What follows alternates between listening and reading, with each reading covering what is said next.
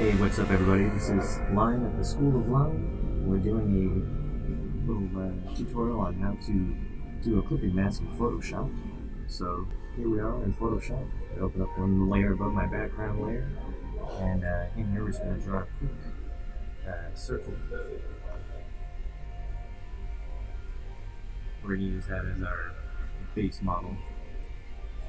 So what you want to do is you want to have like a line drawn through your circle, and you only want it to stay with the circle. So right now I'm drawing a white line on my layer 2 that I created above my layer 1, and in order for it to stay within the circle itself, I'm just going to hold the Alt key and click between the 2 layers.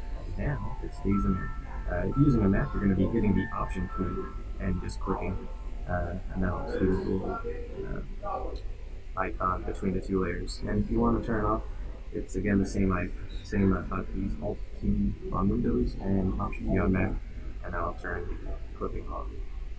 Alright, there you go. Don't forget to subscribe, share, comment, all that fun stuff if you like my videos. Talk to you later.